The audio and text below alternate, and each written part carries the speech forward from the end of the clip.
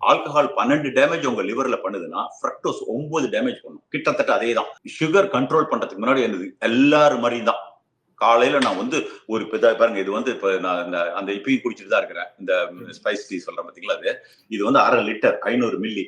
இந்த 500 மில்லிக்கு இந்த பாக்கெட்ல வருது பாத்தீங்களா ஆரஞ்சு ஜூஸ், அது காலையில பிரேக்ஃபாஸ்ட்டுக்கு இவ்வளவு குடிப்பேன் நல்லதுன்னு நினைச்சு. ஆனா அது எவ்வளவு பெரிய தப்பான ஒரு விஷயம் நான் செஞ்சிருக்கேன்னு அப்புறமா தான் எனக்கு தெரிஞ்சது. அந்த ஆரஞ்சு ட்ரிங்க் பாக்கெட்ல என்னன்னா, அப்ப எனக்கு தெரிஞ்ச நாலேஜ்ல நோ சுகர் ஆடட். அப்ப சுகர் ஆட் பண்ணல, இது நேச்சுரல் தானே ஆரஞ்சு, இதுல என்ன இருக்குன்னு. ஆனா ஃப்ரூட்ல என்ன பெரிய டிஸ்அட்வான்டேஜ்னா 50% ஃப்ரக்டோஸ். அது எந்த விதத்திலும் நல்லது. ஃப்ரக்டோஸ் எவ்வளவு பேட் அப்படின்னா ஆல்கஹால் அளவுக்கு பேட். கிட்டத்தட்ட ஆல்கஹால் 12 டேமேஜ் உங்க லிவர்ல பண்ணுதுன்னா ஃப்ரக்டோஸ் 9 டேமேஜ் பண்ணும். கிட்டத்தட்ட அதே தான். அதே கிரப் சைக்கிள்ல போய் பாத்தீங்கன்னா உங்களுக்கு தெரியும். சோ எண்ட் ஆஃப் தி டே அந்த ஃப்ரக்டோஸ் நம்ம அவ்வளவு லோடு நான் எடுத்திருக்கிறேன்.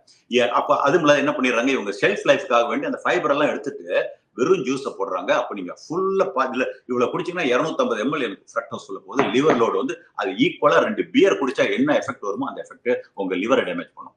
அது வந்து அதனாலதான் நான் ஃபேட்டி லிவர் டிசீஸ் எல்லாம் வரதெல்லாம் இந்த மாதிரி heavy load of fruit juices and fruits. Fruit வேணுமா, ஒரு ஆரஞ்சு சாப்பிடுங்க. இந்த மாதிரி பாட்டில்லையோ இதில் விற்கிற எந்த ட்ரிங்க்குமே போடாதீங்க, ஜூஸும் போடாதீங்க. அப்படி சாப்பிடும்போது உங்களுக்கு அதனுடைய ஃபைபரும் போகும், அந்த ஃப்ரக்டோஸ் லோடு ஸ்லோவா போகும், உங்க பாடி வந்து அந்த ஃப்ரக்டோஸ் யூஸ் பண்ணிக்கும்.